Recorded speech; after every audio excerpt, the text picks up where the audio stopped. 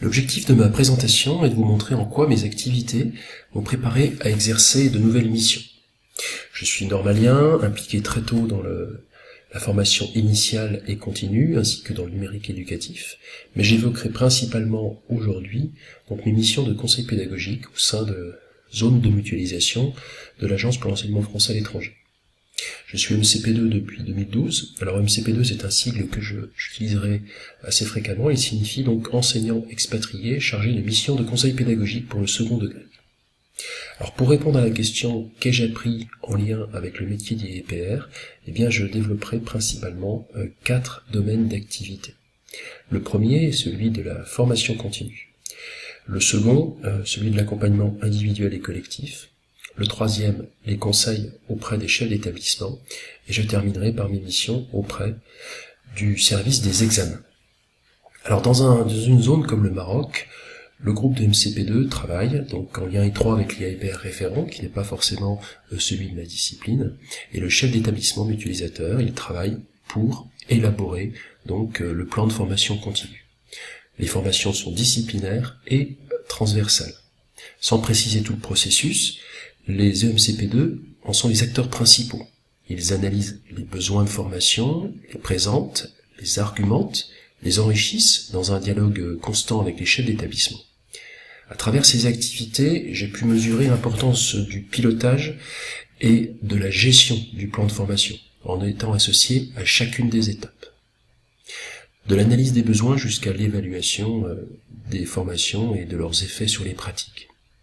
Ainsi, je suis compétent pour, à partir du cadre réglementaire et de la vision de terrain, prendre la décision de maintenir telle formation, faire évoluer le plan à partir des acquis des professeurs et des demandes institutionnelles, dans un cadre budgétaire qui oblige à faire des choix. J'ai l'expérience de la construction des parcours hybrides, pour impliquer sur un temps long les stagiaires et les faire collaborer de façon efficiente. Je note toutefois des compétences nécessaires pour construire des parcours motivants. Je connais la plus-value de l'hybridation, mais j'y vois la nécessité de toujours mieux former à l'ingénierie de la e-formation. C'est un constat partagé lors des assises de la formation. Ces informations doivent permettre de placer les enseignants dans une posture réflexive pour leur permettre d'agir sur les pratiques. On a également besoin, et de plus en plus dans les années à venir, de formations à destination des contractuels, dont les attentes et les besoins sont de toute autre nature. Avec le groupe de MCP2, j'ai monté ce type de formation initiale au Maroc, et je saurai, au sein du collège d'IAPR, apporter mon expérience à l'élaboration de ce type de parcours. D'un point de vue disciplinaire, le rôle de l'IAPR est crucial au moment de la mise en place des programmes. C'est un moment de pilotage fort de la discipline, d'explicitation de ses enjeux, d'insertion de ces programmes dans une politique éducative plus large, comme le renforcement du lien avec l'enseignement supérieur.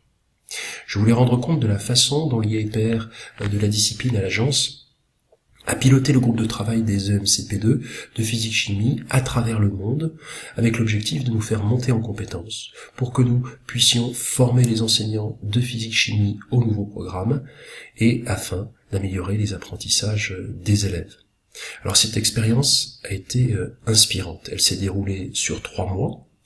L'IAPR a donc identifié des EMCP2 pour construire des groupes de travail au nombre de 7. Je peux en citer quelques-uns qui reprennent les axes structurants des programmes. En premier lieu, la construction des concepts, des représentations initiales des élèves jusqu'à la structuration des connaissances, l'activité de modélisation, donc construire un concept, mais aussi pouvoir l'utiliser pour prévoir, et la démarche scientifique avec l'intégration de mesures et incertitudes, c'est le groupe dont je faisais partie. Donc voilà bien le rôle d'un inspecteur, d'identifier des compétences, des personnes ressources, de les faire travailler ensemble, les faire réfléchir sur leurs pratiques, partir de leurs représentations, Le questionnaire que j'ai rapporté dans mon dossier s'inscrit dans cette démarche. Croiser cela avec les évolutions souhaitées pour la discipline et les connaissances théoriques acquises. Donc j'ai pris la mesure du rôle d'un IEPR dans le déploiement d'une politique éducative. J'ai compris également le lien étroit entre l'IEPR et l'inspection générale lors de l'intervention de cette dernière au séminaire de janvier.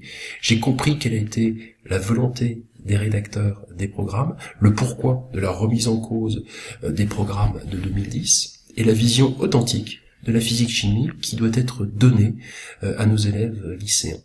Je sais que je pourrais encadrer à mon tour ce type de travail. Une partie de ma mission consiste à travailler avec les professeurs, c'est donc là mon deuxième domaine d'activité.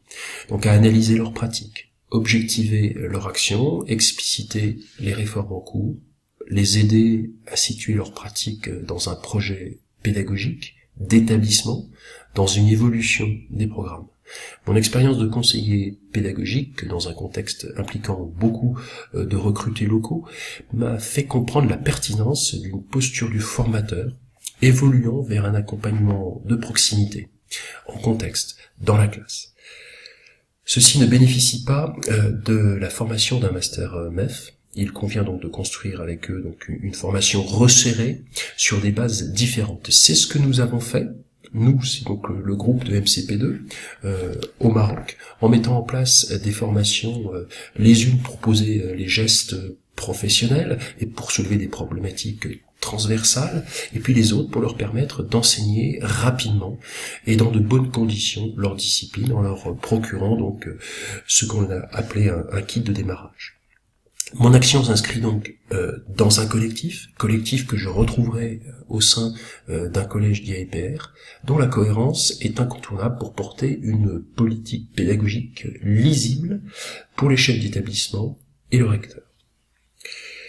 En parallèle de l'accompagnement individuel, j'ai réalisé donc un grand nombre d'accompagnements collectifs en expérimentant plusieurs approches.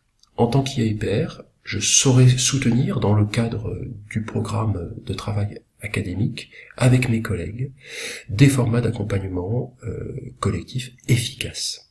Comme je peux l'expérimenter avec la réforme du lycée, je sais l'importance de construire avec les enseignants un travail progressif pour mettre en confiance la nécessité de partir de leurs attentes, souvent pragmatiques, d'y répondre en leur apportant des outils, et ensuite de faire émerger des besoins plus profonds.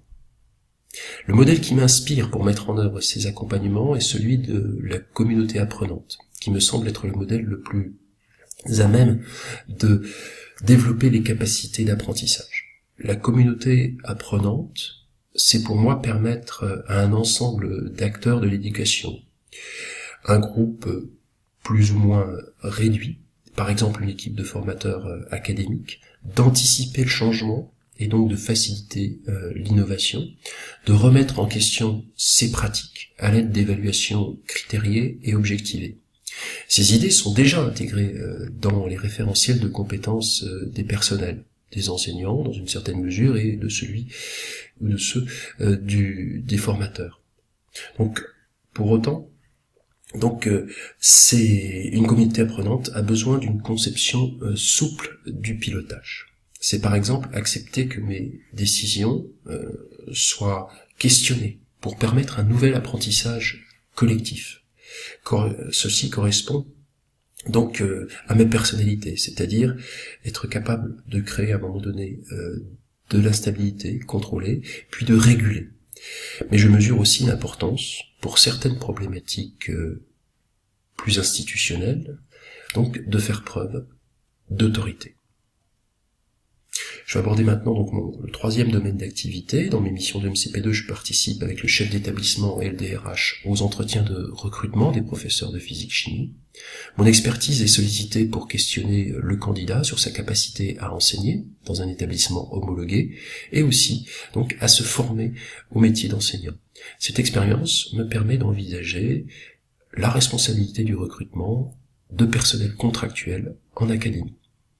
Les derniers lycées dans lesquels j'ai travaillé ont la particularité d'accueillir des élèves de la petite section de maternelle à la terminale, qui font que je dispose de la vision des enjeux de la cohérence du parcours scolaire de l'élève, pour sa réussite, et l'éventail des possibles pour œuvrer à un rapprochement des cultures, des deux cultures premier et second degré, toujours au service du développement professionnel des enseignants. Au-delà des formations interdegrés ou intercycles, les établissements de l'AEFE cherchent donc à rapprocher ces deux cultures et à assurer la continuité pédagogique. J'ai été fortement impliqué au moment donc de la mise en place du conseil école-collège et puis de la réforme de 2016. Pour autant, j'ai pu constater qu'il ne suffit pas de partager les mêmes locaux pour favoriser l'acquisition des compétences du socle par tous les élèves en fin de scolarité obligatoire. C'est bien à travers le rapprochement des enseignants, là, en favorisant la co-conception de séquences concrètes à destination des élèves, la collaboration et peut-être aussi et surtout le co-enseignement que les professeurs des deux degrés vont s'enrichir mutuellement et monter en compétences. Mon expérience me permettra d'appréhender avec objectivité les problématiques qui verront probablement le jour dans un établissement public des savoirs fondamentaux dont je pourrais être le référent. Dans ces mêmes établissements de l'AEFE, mes missions de MCP2 m'ont offert l'opportunité d'apporter une expertise pédagogique aux proviseurs de la zone pour la mise en place de la réforme de la scolarité obligatoire. Comment, par exemple, à l'échelle d'un établissement, travailler les compétences et les évaluer, compétences du socle. Comment rendre compte aux familles de façon simple et lisible. Quelle organisation pour les EPI? Quelle organisation pour l'accompagnement personnalisé au collège? Quelle place pour le numérique éducatif? Avec une approche donc transdisciplinaire. Et au sein des conseils pédagogiques, j'apporte également mon expertise pour trouver des solutions aux problèmes locaux, à l'organisation structurelle de ma discipline par exemple. Donc je me sens prêt à travailler dans ce sens et à jouer mon rôle d'expert auprès du recteur. Le dernier domaine d'activité, c'est donc celui des examens. Le Maroc, la zone Maroc, a la particularité donc de posséder son propre service des examens en étant rattaché à l'Académie de Bordeaux. Je suis régulièrement convoqué avec mes collègues EMCP2 aux réunions préparatoires, donc aux épreuves du baccalauréat et du DNB. Nous sommes consultés sur la faisabilité des ECE, sur la période fixée par l'Académie, sur la pertinence de la liste des correcteurs, sur les binômes que l'on peut constituer pour la correction des épreuves de sciences. Mais c'est bien au moment des corrections des épreuves du baccalauréat que notre rôle est prépondérant. Alors on travaille par délégation, et ce sont bien les EMCP2 qui animent le forum de l'environnement dématérialisé de correction des copies et qui assument l'harmonisation. C'est un travail délicat, d'encadrement, où des qualités de communication sont nécessaires. Grâce à ces missions exigeantes, je peux envisager d'exercer les responsabilités nécessaires liées à la mise en place et à l'organisation des nouvelles épreuves du baccalauréat. Il conviendra de mener un travail d'accompagnement important pour toute la mise en œuvre, le choix des sujets dans les établissements, les corrections, les harmonisations. Ce travail d'anticipation contribuera au bon déroulement du dispositif qui sera scruté par le ministère. Cet objectif sera une des priorités pour l'année prochaine. Mon intention était donc de montrer l'étendue des compétences que j'ai développées au cours des dernières années et qui me seront utiles pour exercer les fonctions et les missions d'inspecteur. Deux éléments m'ont poussé à présenter ce concours. En premier lieu, la solidité de mon parcours professionnel et l'analyse que j'en ai fait. Mais aussi le soutien de la proviseure de l'établissement dans lequel j'exerce et de l'IEPR de physique-chimie de l'AEFE dans cette démarche. En étudiant donc les évolutions des missions de conseiller pédagogique vers celles d'IEPR, je ressens de façon précise une certaine continuité dans une partie des missions. Pour autant, des ruptures importantes doivent être considérées. Par exemple, ce que je ne serai plus, donc je ne serai plus de mon élève, et ce que je serai, d'abord un défenseur de l'institution à travers l'expression d'une loyauté attendue des personnels d'encadrement, et puis un manager donc qui devra prendre des décisions, porter le sens des réformes. Mais le cœur de mon métier et mon ambition seront bien toujours l'élève et sa réussite. Cela ne se fera plus dans le face-à-face, mais avec les acteurs dans le travail, avec les acteurs de terrain. C'est très clair dans mon esprit. Voilà. Je vous remercie.